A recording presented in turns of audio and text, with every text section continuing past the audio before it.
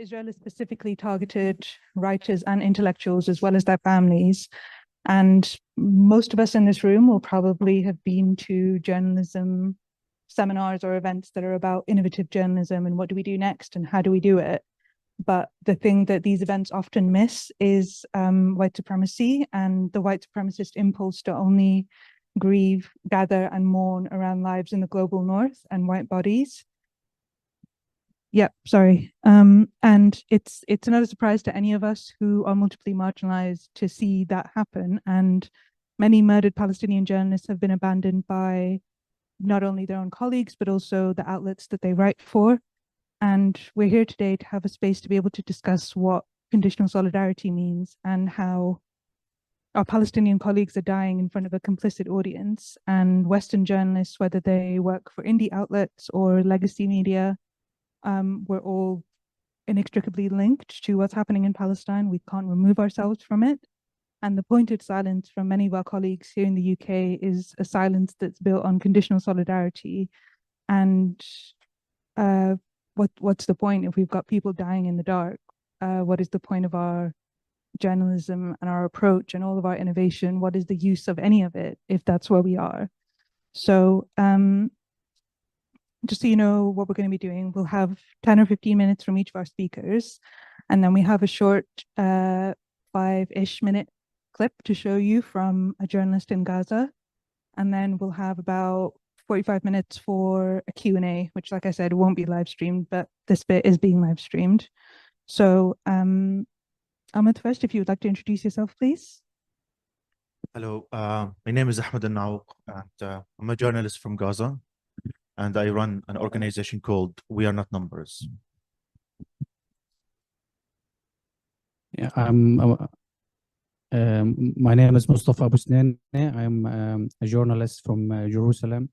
I write both in English and Arabic and have been a freelancer journalist for the past 6 months, writing for Mondovice website. Before that, I worked for almost 6 years for Middle East Eye. In Arabic, I wrote for Al Akhbar and Canvas Art Magazine, among other outlets. Hello, everyone. My name is Miriam Sayh, and I'm a journalist. I work for AlJazeera.net as a correspondent here in London. I'm also an active unionist in National Union of Journalists. Have been representing the union in multiple of councils. But I'm here speaking about myself personally. Hi, I'm Afroz Zaidi. I worked for some years at the Canary, and I am currently a freelance contributor to the New Arab, among other outlets. Thank you. So yeah, like I said, everybody will have like 10 or 15 minutes, and if you've got any questions, just keep them in mind, and we'll come back to them. Ahmed, are you okay to move first? Okay. Thank you very much. I'm really sorry for being late. Anyway. The organizer told me that most of you here are journalists or people who have worked in media. And I want to say you are lucky because unlike me, you chose this field of work. You wanted to be a journalist or you wanted to work in media, unlike me. I'm a journalist. I worked as a journalist in Gaza before I came here. But I have to say that I did not choose journalism. Journalism chose me. And this is because in Gaza, someone like me who spoke English before getting to the field of journalism or work or started his career, I feel that we Palestinians who can speak English, we have a moral and ethical responsibility to report the news because we have been failed over the past 75 years, not only in Gaza and Palestine, we have been failed by the Western media. And thus, anyone of us who could send their message to the world, they have a moral and ethical responsibility to do so. And I started being a journalist after the war in 2014, in which I lost my brother, my older brother in the war. Israel killed my brother and many of my friends. And after I lost my brother and after I saw how the media reported in this war in 2014, I decided that I must do something about it. So it all started after I wrote my first story about my brother, and then it was noticed by the media, and then we decided to do something about this. So we started an organization, and we called it We Are Not Numbers, in which we train writers from Gaza who write English, who are not journalists, who are not established authors, and we trained them how to write their stories in English, and then we would share their stories online. And I used to run that project ever since in 2015 and after that. But my real experience in journalism started in 2018, 2019, when the March of Return started in Gaza. And I'm sure that most of you know what the March of Return is. It was protests, mass protests, in which Palestinians in Gaza would go to the fence between Israel, between Gaza and historic Palestine, and they would protest, demanding the right of return based on the 192 UN resolution that said the Palestinian refugees have the right to go back to their homes and lands in what is now called Israel. And people also protested for breaking the siege. So tens of thousands, hundreds of thousands of Palestinians demonstrated every week for 2 years, demanding their legitimate rights of return and breaking the siege on Gaza that was imposed 13 years then. And when I went to the March of Return, not only as a Palestinian protester, I was a journalist, and I was accompanying many international outlets there, journalists, to cover the March of Return. And then I saw something that I could never remember, that I could never forget in my life. I saw tens of thousands of Palestinians marching, protesting. I was going to the Shuja'iyya neighborhood. That was the epicenter of the protests there. And I saw hundreds of thousands of people protesting peacefully, demanding the right of return, demanding the break of the siege, the immoral siege that was imposed on them. And these protesters were not only protesting, so it's not conventional protests. There were weddings held at these protests. There were cultural events held at these protests. There were book clubs. There were all kind of life being done at the March of Return. And I saw also some angry Palestinians who were protesting, who were close to the fence, and they were showing their anger for the inhumane situation they have been under. And then I saw Israeli soldiers sitting behind the fence, fortified behind hills of sand and tanks, and they were shooting at the Palestinians. They were shooting at peaceful protesters in Gaza, and they were killing them. They were shooting to kill, and they shot to maim the Palestinians.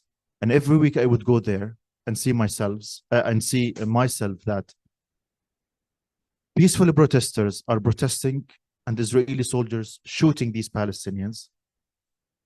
And then I saw all the mainstream media, all the Western media, all the Eastern media, all the media in the world would come to this protest, and they would report what's happening there.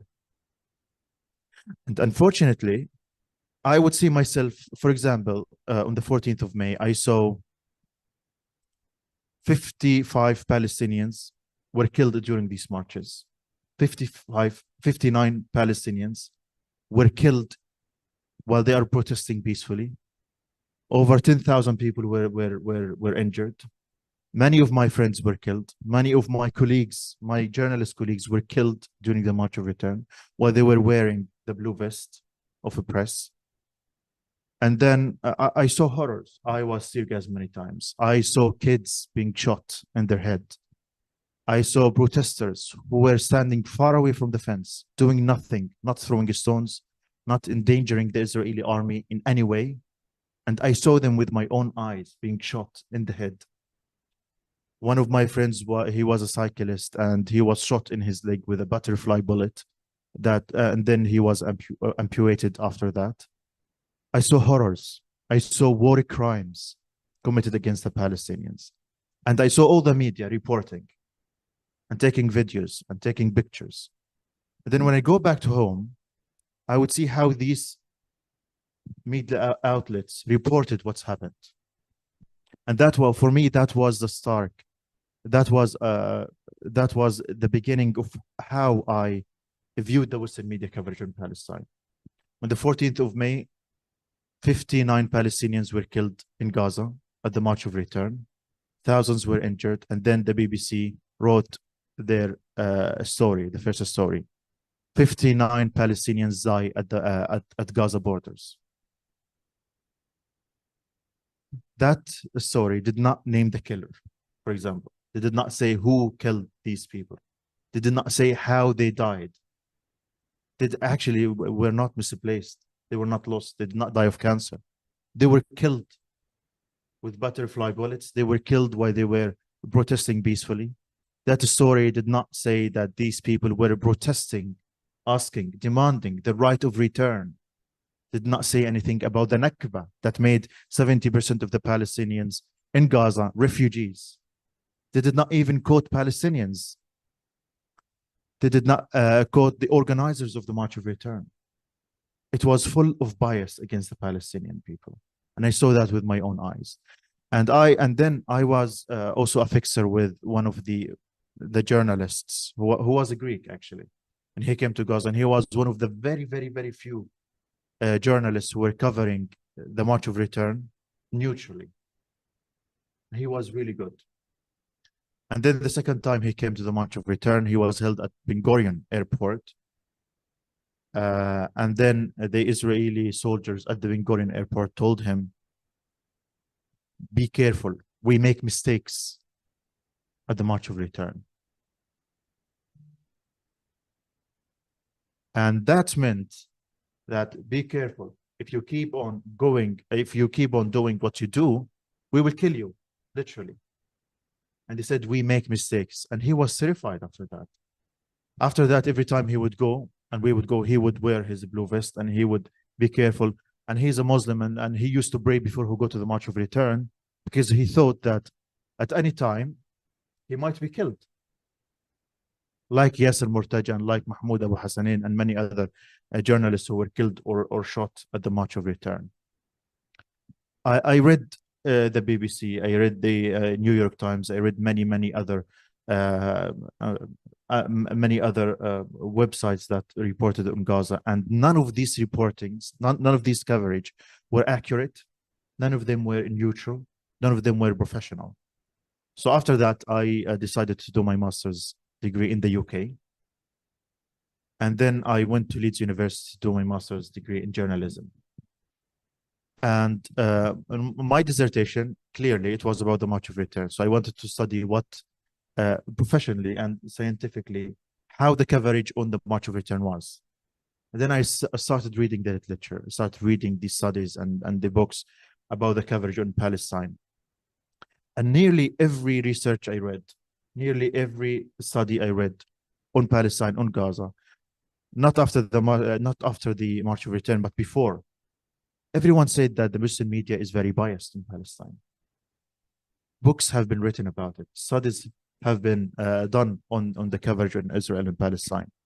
And I could never forget, I read two books, Bad News from Israel and More Bad News from Israel by Greg Philo. Have you read these books? He's a scholar. He's a professor of journalism from Glasgow University, and he did research on the coverage of the BBC, for example, on Israel and Palestine. And his evidence was very clear. The BBC is very, very biased against Palestine. It's very, very biased. Many books have been written about that. And he said, one of the quotes he said, he was meeting with some journalists who were working for the BBC. And then when he asked them why they are biased, one of them said, every time we write a story that is, even if it was a little bit critical of Israel, they would wait in fear from a phone call from the Israeli embassy or from some of the Israeli lobbying groups, and they would tell them off. So clearly, these reporters knew that they were biased. Clearly, they knew that they are not neutral. And this is the story. And this is what we need actually to discuss. Why are they scared? Why are they intimidated? When I started We Are Not Numbers, I started it with many other colleagues. One of the co-founders was Rifat Al-Ar'ir. And he was one of the best writers in Gaza. He was an amazing mentor. And Israel killed. Why did they kill Rifat Al-Ar'ir? Because of a joke that he wrote on Twitter. They assassinated. They killed him. He wasn't killed in just in a bombing here or there. He was assassinated for a joke that he wrote.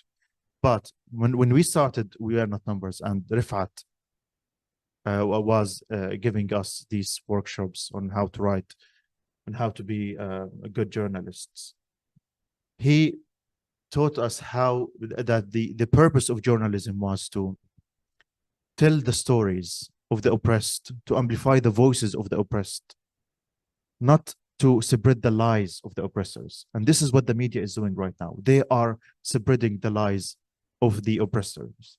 And we have seen that clearly, very clearly, during this genocide that started on the 7th of October.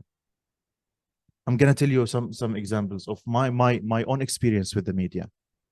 On the 7th of October, we have seen all of the headlines talk about the 40 beheaded babies. You are all aware of that. 40 beheaded babies in Gaza, 40 beheaded babies in Gaza. And all of these news were taken from some Israeli soldier who's lunatic, who was clearly lying. But the media immediately took this news and spread it and spread it and spread it. And we all understand that the first impression in the media lasts forever. So you make a lie, you spread it in the media, and then people would have this first impression and believe it forever. Even if you proved it wrong after a month or two, like, people got the first impression. So people had this idea that the Palestinians killed 40 beheaded babies, that they baked a baby in the oven. This is what the media said in the march after the 7th of October. But on the 22nd of October, Israel bombed my home and they killed my family. So I lost 21 members of my family. Many of you know that. I lost my father, who's 75 years old, my two brothers. One of them was a human rights advocate. My three sisters, who were teachers and engineers and accountants, and 14 kids. My four siblings, they were killed with all of their kids. So it was a massacre. 14 kids were killed in my home.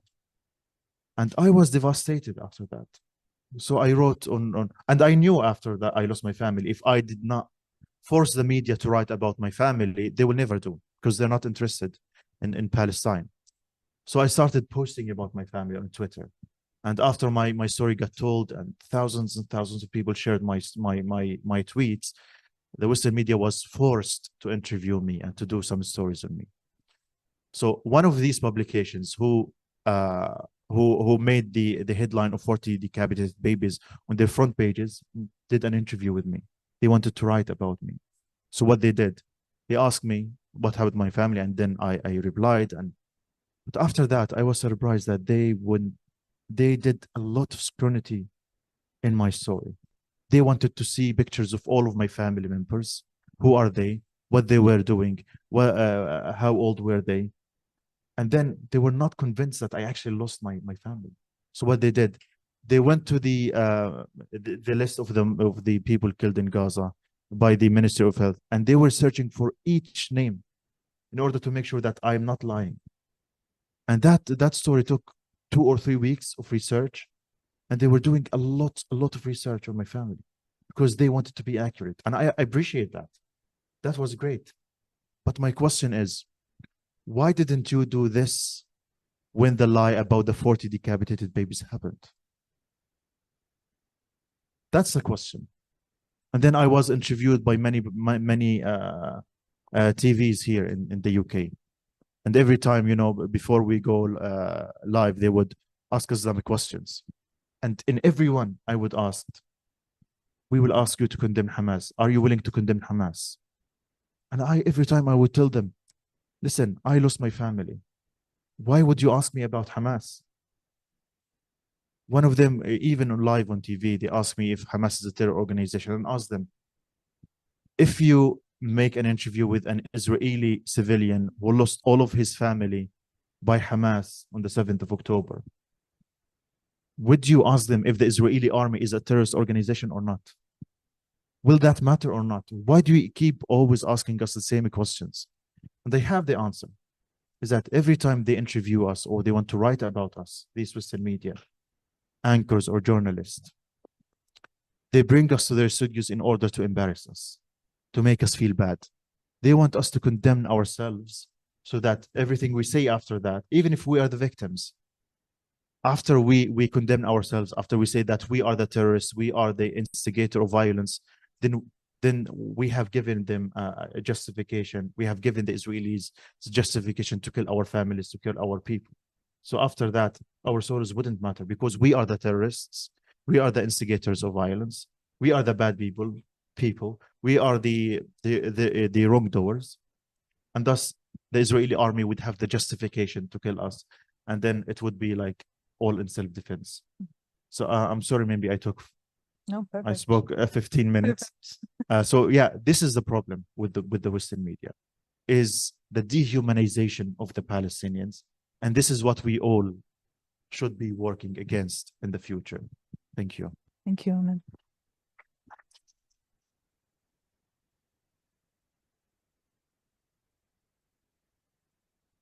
Mustafa? يعني الله يرحم عائلتك يعني as we mark International Women's Day, I'm sure everyone thinks and remembers Shireen Abu Akleh. And as we talk about the double standard of Western journalism, I think the case and the killing of Abu Akleh could be a starting point of, I have lots of ideas and I will try to focus them.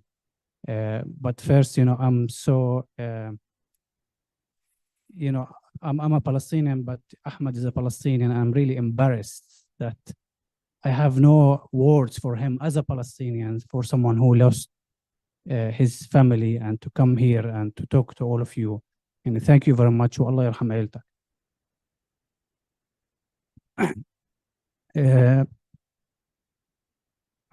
If anyone remembers Shireen Abu Akleh, how the Western media covered her killing, it's just mind-boggling. It's just so crazy, it's so rude, it's so low.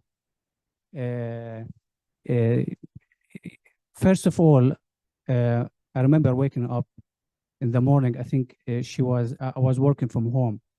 And when I heard about her killing, I was really shocked because, she's an icon. She's an icon for Palestinians, for Al Jazeera, for the Arab world.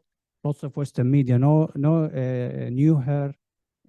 Lots of Western diplomats spoke with her. She interviewed her. She has even an American citizenship, but she was really scared to tell everyone that she has an American citizenship because she was fearful that the Israeli authorities in occupied Jerusalem will revoke her residency, and then they will throw her out of the country, or at least they will make trouble for her and restrict her movement in and out of the country.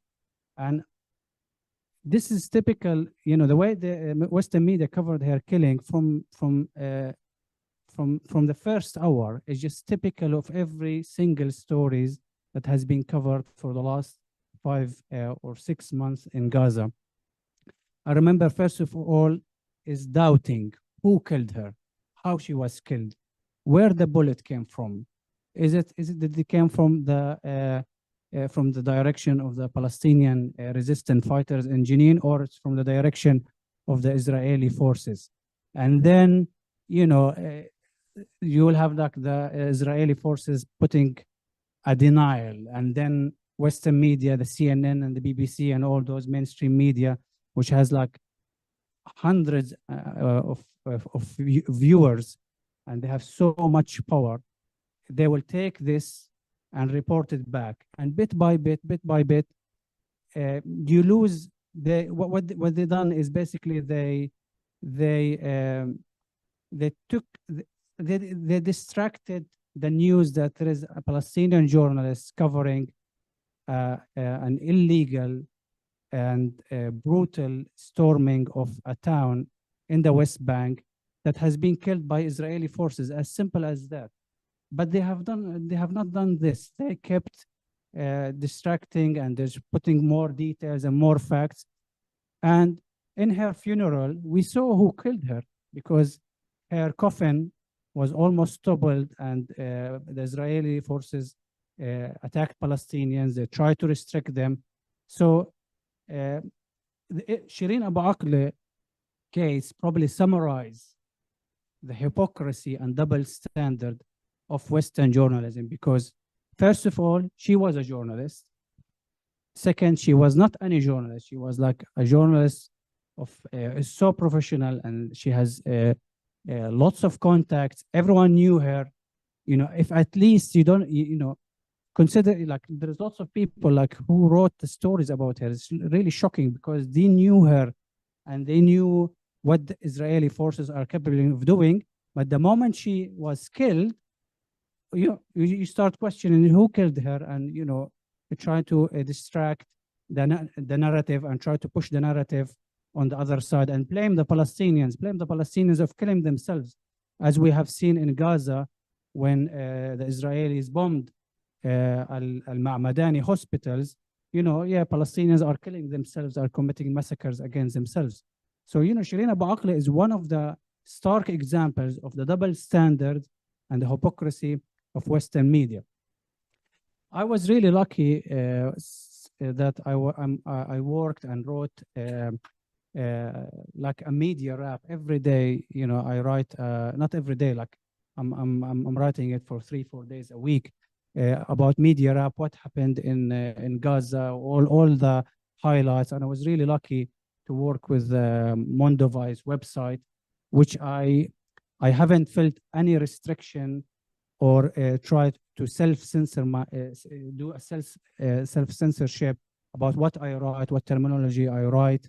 You know, I was really comfortable in this place to write and use the terminology and actually bring the voices of people that probably if I was writing for another Western website, you know, the editor will tell me, you know, could you authenticate that? Could you like bring a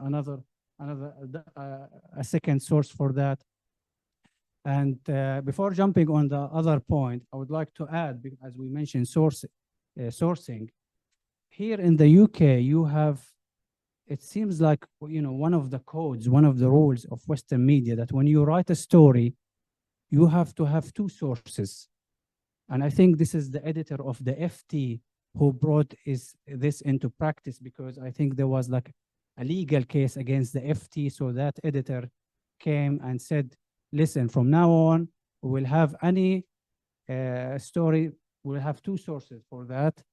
And when in the case of the babies, just, you know, you took for granted someone in an Israeli army officer or a Western journalist, I think she was reporting from the ground, and you will take that line and, you know, rewrite it and you know, rebrand it and, you know, push the line as has been said, without questioning, without you know, looking into evidence. Give me an evidence.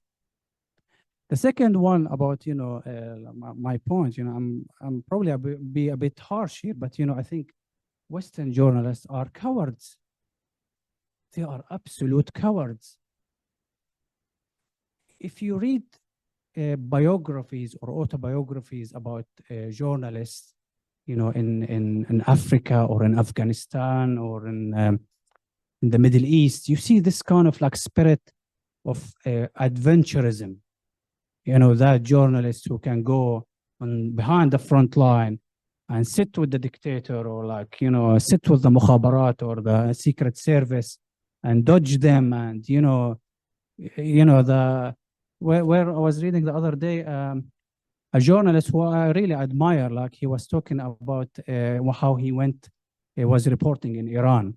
And, you know, that Iranian secret service, like, you know, chased him, and then because and he fell in a channel in Tehran. Tehran is a city full of water channels. I have never visited Tehran, but I believe him.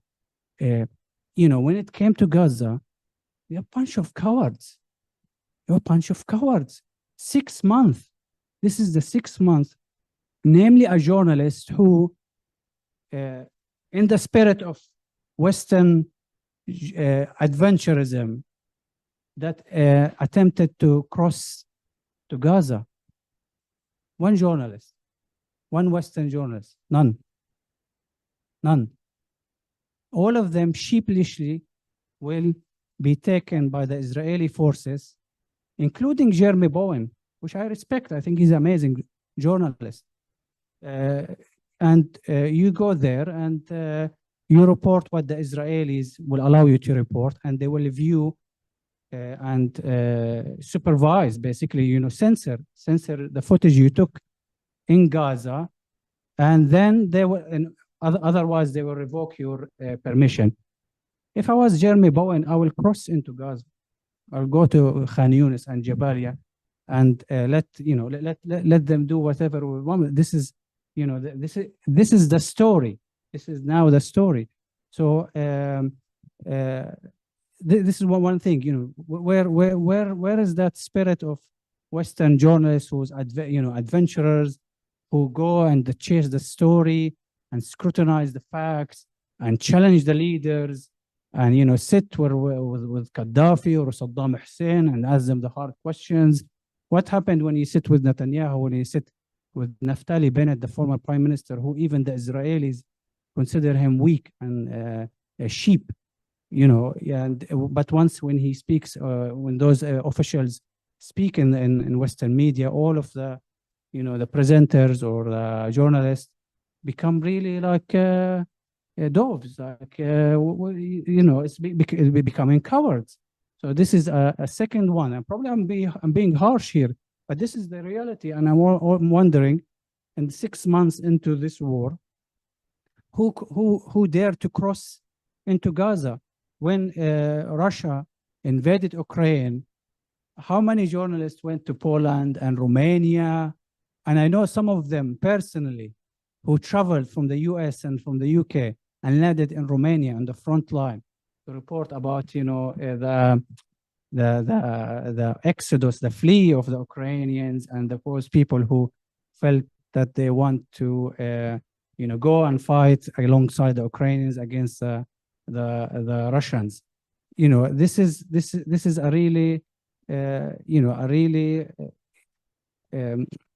one of the thoughts that has been on my mind since the start of the war.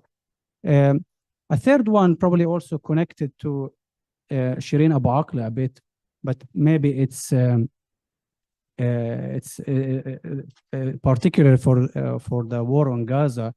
But this one is possibly related, is related to Lebanon, which is the killing of Issam Abdullah, the Reuters photojournalist.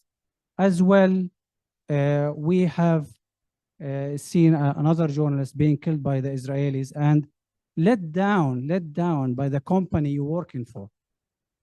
Forget that this is a political conflict. This is someone who has worked for Reuters for years. Like, it was clear, and now I think recently they conducted a report and made sure, like after 6 months, made sure that the Israelis actually killed him and injured another journalist. This is another example of a journalist that is being let down by a company that you're working for. Shireen Abu Akleh was working for Al Jazeera, but this guy was working for Issam Abdullah was working for Reuters. How Palestinians will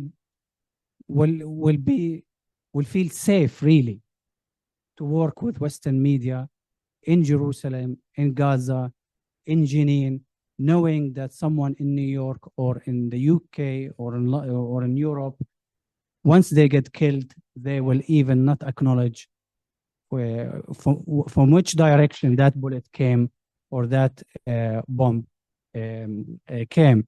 So, Issam Abdullah, I really I can't. His face can't leave my head. I never knew.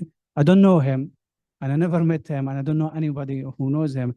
But you know, he's someone. I feel like he's someone was like me because I worked in Western, like in English journalism, and I met in English written journalism, and I met lots of colleagues who are amazing, but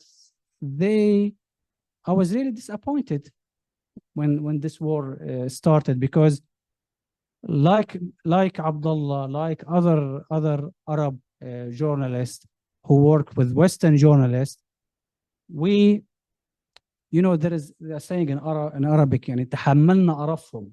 يعني we put a lot with those Western journalists, explaining to them,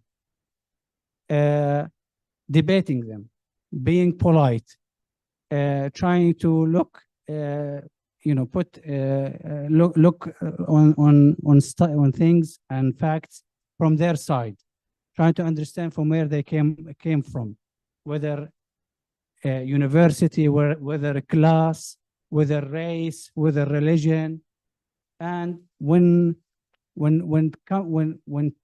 push comes to shove, as I think they failed us. They basically failed us, and they failed their colleagues. They failed their colleagues because, you know, we, at the end of the day, we are in this field, and we, as a journalist, I believe I have to tell a story and to bring the whole, all the sides, even the Israeli side, because this is a war, this is a conflict that has been going since 1917, since Balfour Declaration, whose now fortunately has been in an act of art has been vandalized. So we try to write all sides, but we have been failed. And as a Palestinian, I really feel scared now because I feel that my story is not heard in the UK, even though we have lots of you know, colleagues, and we have lots of friends. We are lucky to have lots of friends, but you know, in the corridors of power, we have none. We have none in the House of Commons. We have none in the BBC. We have none. I don't know why we are not. There is lots of reason to probably. Maybe it's not the time to try to understand why we don't have this, you know, power, or not why we don't have that power. Why our story is not listened to it enough? Why? What should we do, like to tell the story? And another thing about, you know, like working with Western journalism is about also the translation, you know, because it's different languages. I feel I'm not going to go into details in this in this one, but one of the things is that I think for years we did not write in English. Like this is probably the first generation that we are engaged in writing for the CNN, the Guardian, the Wall Street Journal. I can't think about anyone in the 80s or the 90s who wrote, except Edward Said, for example, and his friends. But for the first time, we're seeing a new generation that is telling the story. But I would say, I will conclude in this: the free speech in the West is at stake. It's not about Palestine anymore. And I will tell you something, probably our story will not be published in the Guardian and in the CNN and the BBC. And I will tell you something, that's fine. That's fine. Our stories will always be in the music, in Arabic, in folk stories, in what our grannies tell us, in what we tell our children. At the moment, I'm writing a book for my two kids, just for them to understand how I grew up in Jerusalem and what type of stories I have been told. Thank you very much.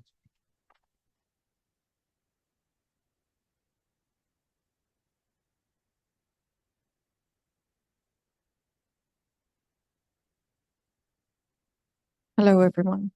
I wasn't prepared to start with this, but as long as these stories have been brought to the panel, so one of the very frustrating issue happened to me in the union was regarding the beheaded baby. When the 7th of October started to happen, we as union started to speak about motions and policies that is going to support the events. One of these motions was regarding the misinformation and disinformation and how the Western is using the media to weaponize the war, and media is high valued issue and it shouldn't be used as a weapon of war, and actually it had been used as a weapon of a war crime, not any war. And this happened before, literally in Rwanda, and a case have been made in International Court of Justice claiming that yes, media could be used fueling war and so on. Beheaded baby for me as a person, as I said, it's one of these stories that fueled the public opinion and make it against Palestine and justified the revenge of the Palestinian people. So one of the very permanent journalists have been involved in writing this, and for legal issues, I can't mention her name, but she have been granted a very big prestigious prize from the prestigious media organization in the UK. It was really shocking that this is missed. The code of conduct is used in the union and in the BBC and the CNN and everywhere when we are writing. And I know who many of you here, if you're working in the newsroom, will relate. Oh, take care, you're so emotional. This is going to be very biased, and you know, all of these issues we hear. No one in the panel of the person who is giving a prize to the lady who were behind the 40 beheaded baby. And we couldn't, as a union, when I raised this in the union, I have been silenced and I have to, don't stop to making too many noise. She had a very great work in Ukraine and so on. So don't speak about it. It was really frustrating that they're not only leaving them to write misinformation and fuel the war and being complicit in war crimes, but they're uploading them. And this was, for me, as a message that if you want to be someone who is a prominent journalist in the Western media, this is your role model.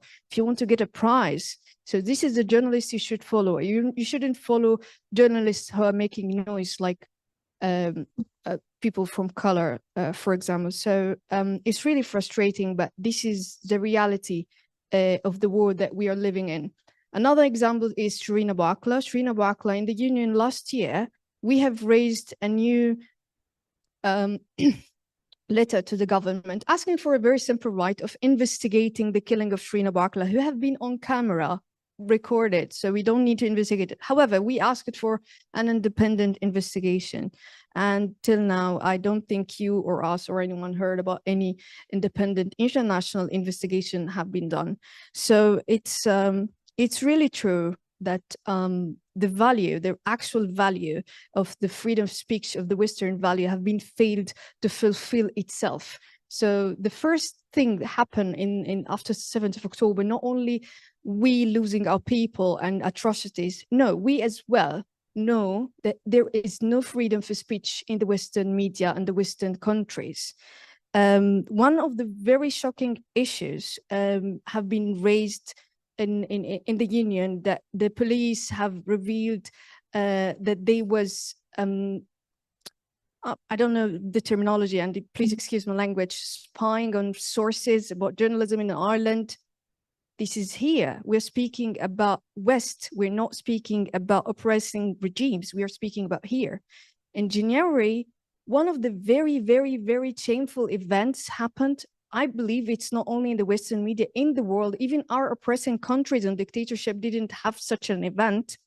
6 people were arrested after the Express newspaper tipped off a police about alleged pollute by the Palestinian Action Group. Palestinian Action Group were designing to do a shutdown for the stock market on Monday. A journalist, instead of protecting his source, of keeping his work and covering, He jeopardized all our work and he exposed them and he sent them to the police.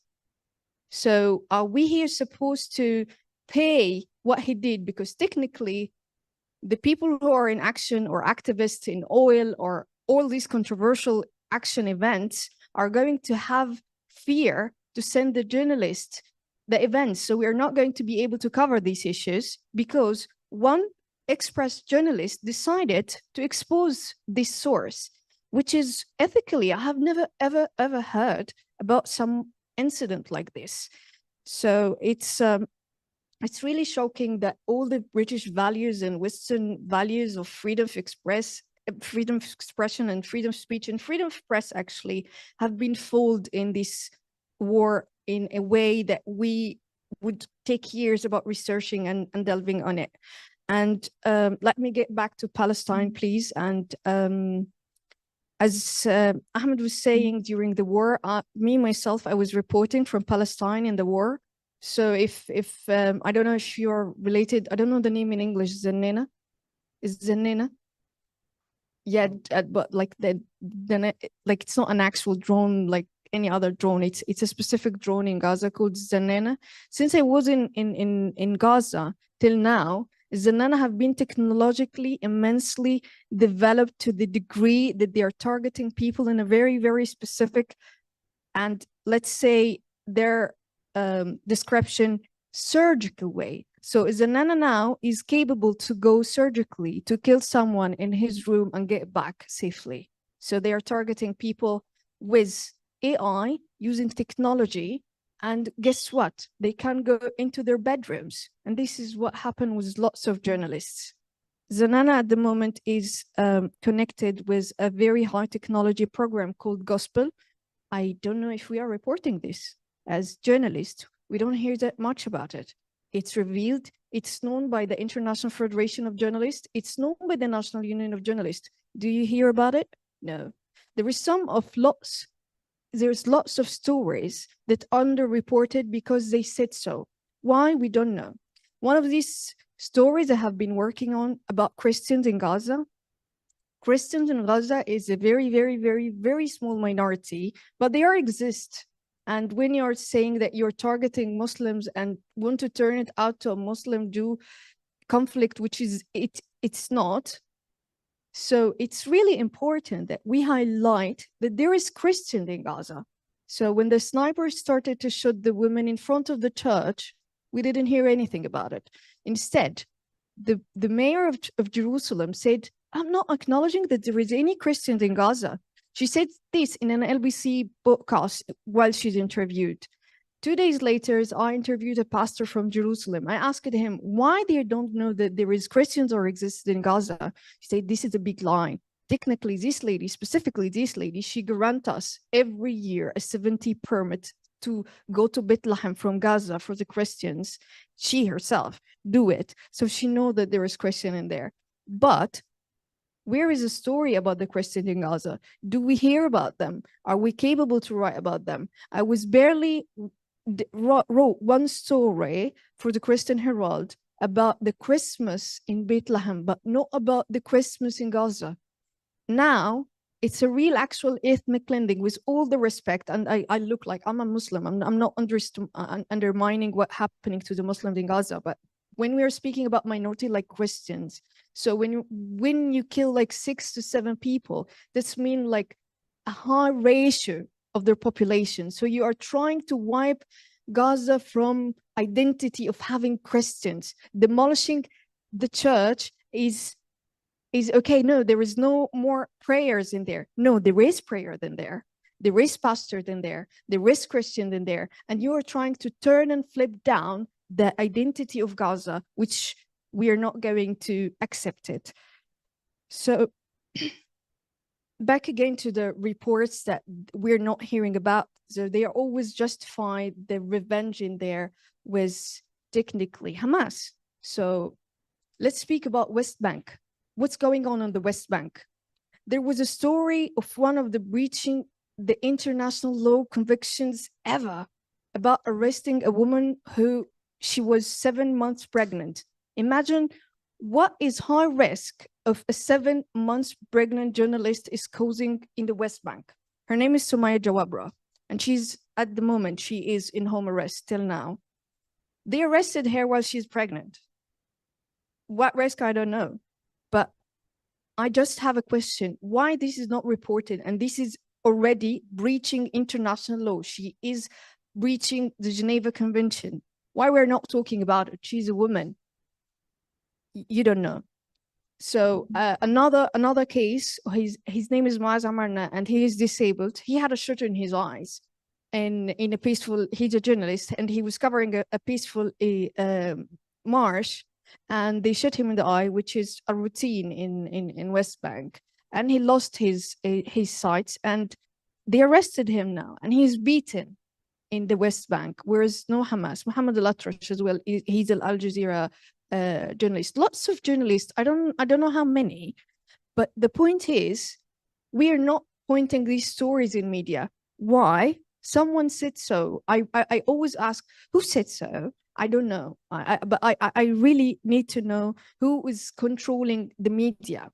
The oppression happening on the media at the moment is used, although it's the atrocities happening and the violence is huge and taking all the highlight, but we need to speak now, not in the future, about the media, because the media is controlling the public, and the public controlling the government and controlling the votes. So if we kept them from using the media as a weapon against the public and hiding the information about them, using the misinformation with them, we're going to lose a lot. And the media shouldn't be used actually as a weapon for at all. And the reports we have in the union, and while I'm working and listening from women of color and listening from men of color who are crying in the newsroom and who are incapable to do their work freely, and they are in mental health crisis, and we don't know how to do it. I'm sorry. I'm sorry to feel everyone asking me to do something, but we don't have a response. You might be sacked, you might lose your job, and we know the crisis we're living now, and you might be ruin your reputation, so you can't do anything.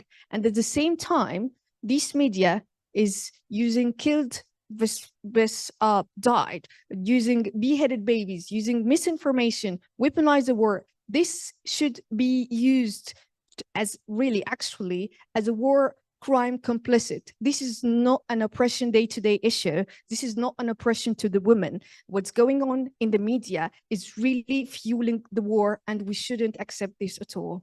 Thank you.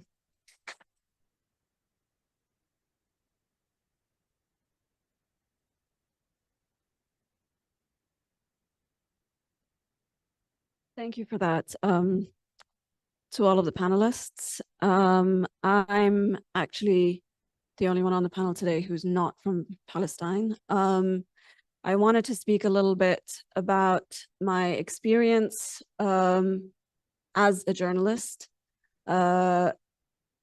comparing what happened with the war in Ukraine and the response of actually very left-wing journalists to what happened, and comparing that to the way that journalists have responded to events in Gaza. I remember at the time when the war happened in Ukraine, we had journalists who were, and this is for like an independent left-wing outlet in the UK, we had journalists who were advocating for internationalist solidarity. And to be very clear, but by that, what they meant was armed solidarity. They wanted to be able to advocate for people from different parts of the world.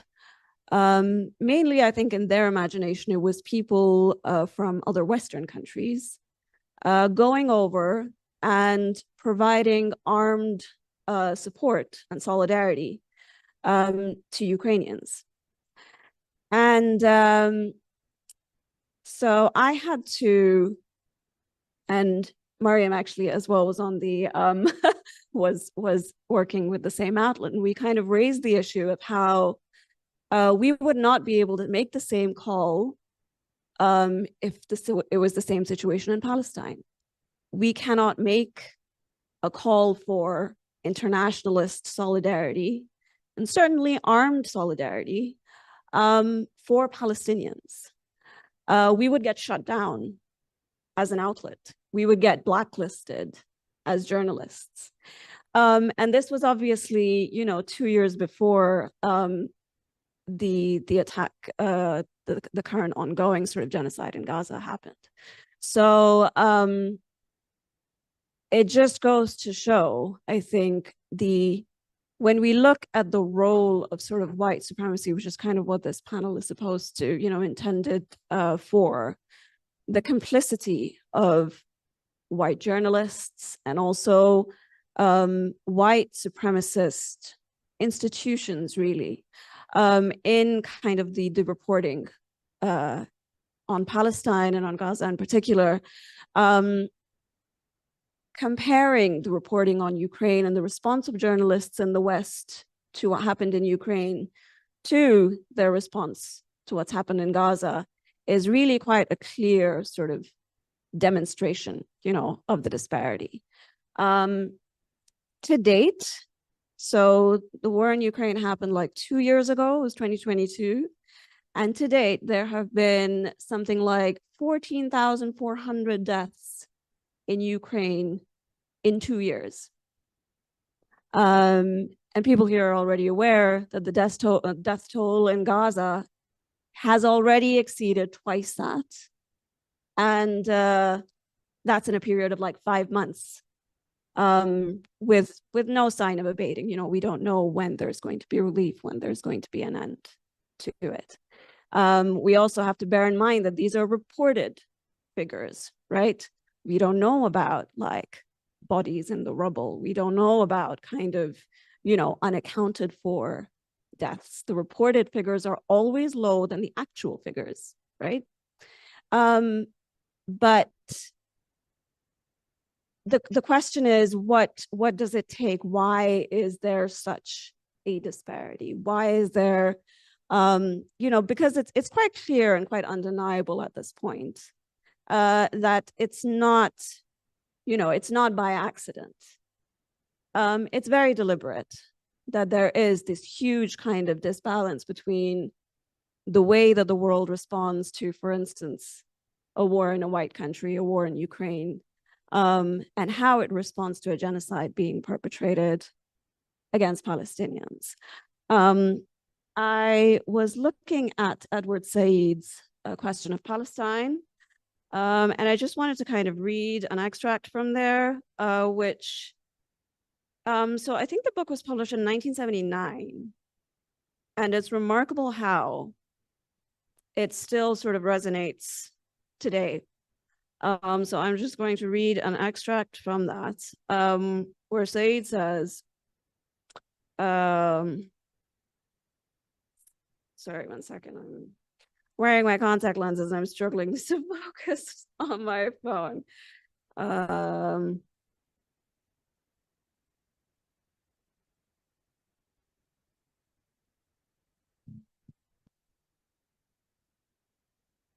So this is on page 253, I think, or thereabouts. He says, "It is no exaggeration to say that for the first time in our struggle against Zionism, the West appears ready to hear our side of the story." And by our, he means the side of Palestinians. "Therefore, we must tell it. We must stand in the international theater created out of our struggle against Zionism, and there we must diffuse our message dramatically. In the West especially, our aim should be first to engage the liberal Zionist establishment that has for so long turned its back on Zionism's victims. Every day, Israeli occupation practices on the West Bank and in Gaza, as well as Israeli attacks on civilians in Lebanon, etc., pass without so much as a gesture of disapproval from Jewish intellectuals who have traditionally been in the forefront of human rights causes." I'm going to skip to the part where he says, "The outrages go on every day. Yet no one says anything. Can this silence be adequately explained by the argument that an Israel besieged by terrorists can do no wrong, or at least nothing to provoke a word of criticism by responsible Jews? Second, we must enter the political and cultural debate about the Middle East, about the Middle East peace in full force. We cannot any longer be pacified with observer status, nor with empty repetitions of how the Palestinian problem is or is not the center of the Middle East conundrum. So Said sort of looks at this idea of Israel as besieged by terrorism as kind of the ultimate justification for any and all kind of acts of aggression, to the extent of genocide.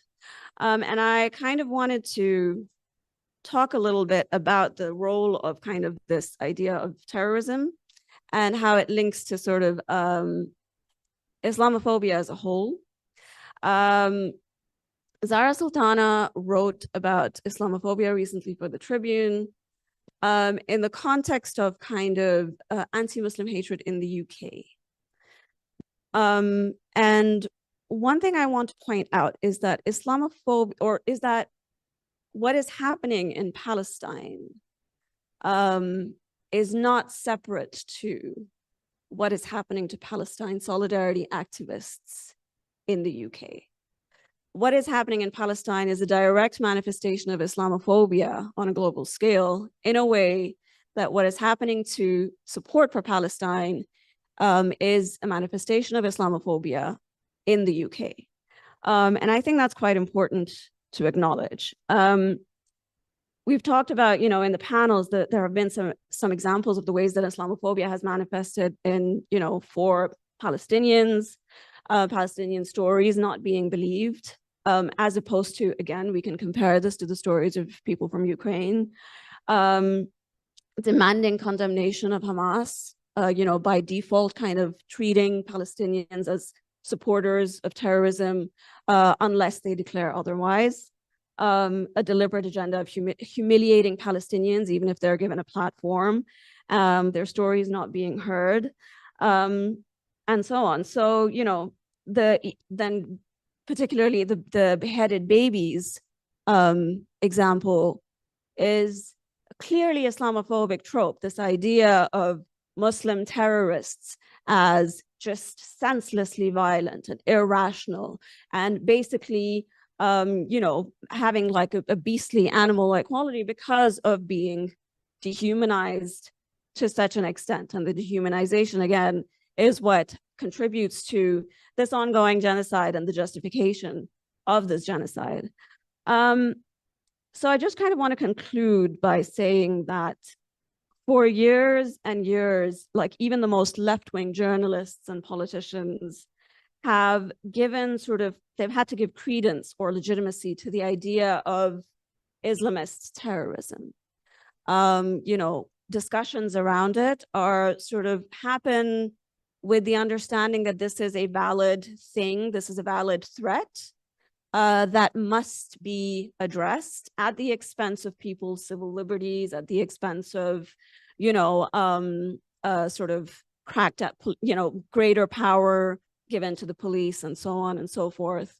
And really, I would go as far as to say that what's happening now in Gaza is the logical outcome of the demonization of Muslims through Islamist terrorism, through the idea of Islamist terrorism. I don't believe that it's possible to have a good faith conversation about Islamist terrorism or alleged terrorism perpetrated by Muslims that is not inherently Islamophobic. And I think that is something that I would really like people to go away with today, you know, from my contribution today, is that we, you know, I've heard even the most left-wing kind of journalists and thinkers going, okay, well, what about Hamas? What about what Hamas did? And we need to really do away with this idea that anything that Hamas could have done justifies Israel's actions. I think I will stop there. Thank you very much.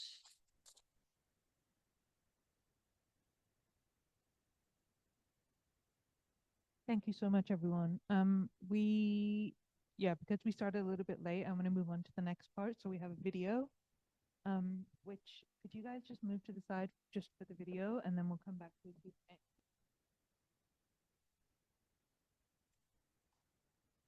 الزميلات والزملاء، السيدات والسادة، مرحبا بكم. أنا صحفي علاء شمالي من قطاع غزة. الآن وصلنا إلى ما يقارب 150 يوما في الحرب على غزة. 150 يوم قضيتها الآن نازحا متنقلا في أكثر من منطقة.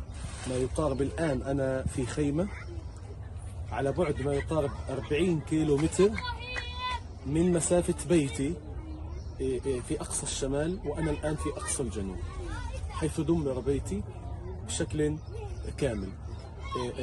الأمر الأهم أن هذا الدمار الذي لحق ببيتي هو للمرة الثالثة في حرب 2014 وحرب 2021 وهذه الحرب 2023.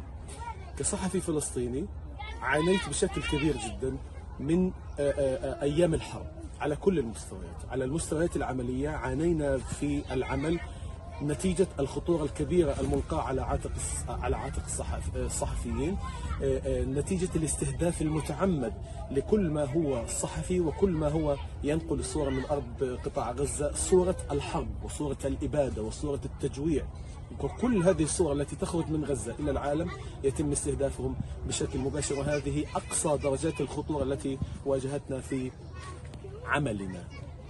الخطورة الأكبر هو الوضع المعيشي للعائلة. أنا كصحفي لدي عائلة ولدي أسرة تنزح من مكان إلى مكان وتتنقل من منطقة إلى منطقة ومن محافظة إلى محافظة، حتى وصلت إلى هنا في رفح في أقصى جنوب قطاع غزة. وهذا النزوح للمرة السادسة على التوالي، وأعيش الآن في هذه الخيمة.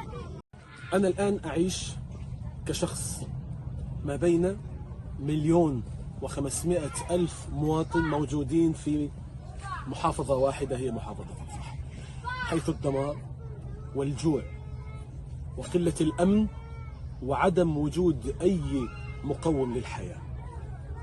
نحن كصحفيين نواجه صعوبة في الحياة العائلية، حيث نصطف كما الناس في طوابير المياه، نصطف كما الناس في طوابير كبيرة من أجل الحصول على رغيف الخبز، من أجل أن نؤمنه إلى أطفالنا الصغار.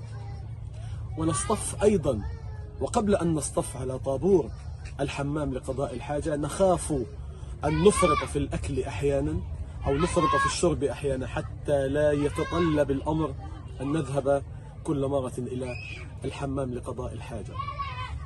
أتريدون أكثر من ذلك معاناة؟ سأعطيكم بشيء أكثر من التفاصيل. في كل مكان نذهب إليه، في كل مكان ننزح إليه، حتى وإن كانت مراكز إيواء تتبع للوكالة الأممية الأونروا، وجدنا فيها خطورة واضطررنا أن نخرج منها تحت القصف وتحت الصواريخ وتحت القذائف، حتى وصلنا إلى أن نعيش في هذه الخيمة. هذه الخيمة تفتقر لأدنى مقومات الحياة، حيث تنام على الرمل وتعيش في أجواء صحراوية كجو تموز في الصيف وجو ديسمبر في الشتاء. لكن هذا القميص الذي ارتديه هذا هو الذي خرجت فيه من بيتي قبل أن يدمر. ننام فيه ونعيش فيه ونعمل فيه ونقضي كل أيامنا في هذا اللباس. يمكن أن نحصل على يعني تكون فرصة سعيدة حينما نحصل على أو نتمكن من الاستحمام. هذه تكون فرصة سعيدة للغاية. أتريدون معاناة أكثر؟ سأخبركم أننا في هذه 150 يوما نعيش على أكل المعلبات، حيث المعلبات والمواد الحافظة. كم تريدون من الأمراض التي ستكون معنا من أكل هذه الأمراض، من أكل هذه المعلبات يعني المواد الحافظة؟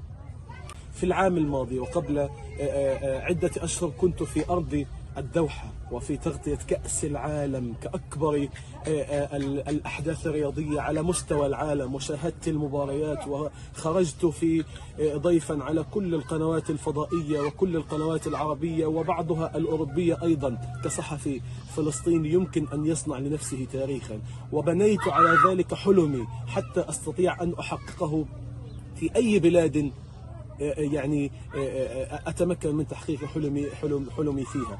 لكن هذا الحلم أصبح دمارا، هذا الحلم أصبح يعني بشكل متناسي بشكل كبير جدا. تناسيت هذا الحلم من أجل الآن أصبح الحلم الأكبر لي كصحفي فلسطيني وكأب لأسرة صغيرة أن أخرج بهذه الأسرة خارج غزة من أجل أن يعني من أجل أن أنتشلهم من هذا الغرق ومن هذا الموت الذي يلاحقنا من مكان إلى مكان ومن يعني محافظة ومنطقة إلى منطقة. إليكم أيضا أيها السيدات والسادة أخاطبكم وأنا من قلب غزة، أحاول أن أحقق حلمي بالخروج، وأحاول أن أحقق حلمي باستمرار مسيرتي الصحفية. أتمنى أن يكون لي دربا في الوصول إلى كبر القنوات وأعمل فيها. في حرب 2014 فقدت بيتي مع بيت العائلة، حاولت أن أبني لنفسي مستقبلا جديدا. في حرب 2021 دمر بيتي بشكل كامل أيضا، وحاولت بعدها أن أبدأ من الصفر وأبدأ حياتي من جديد. في هذه الحرب أيضا فقدت بيتي. ففي كل حرب أبدأ حياتي من الصفر وألجأ إلى أن أدبر أمور حياتي من جديد. 3 مرات دمر بيتي وأنا الآن أحلم ببيت جديد يؤوي عائلتي، وأحلم بأن أبني مستقبلي حسب ما أحلم به طوال حياتي وطوال مسيرتي المهنية. أتمنى لكم مؤتمرا سعيدا، وأن يخرج بتوصيات على الأقل أن تحمينا كصحفيين، وأن توفر لنا المعونة الكافية لأن نحقق أحلامنا ونحقق أمنياتنا، ويكون لنا بيتا يؤوينا وإمكانية أن نخرج من هذا المكان، نخرج من غزة حيث الدمار والوجع والجوع والفقر والقصف والقذائف من حولنا وتحاصرنا.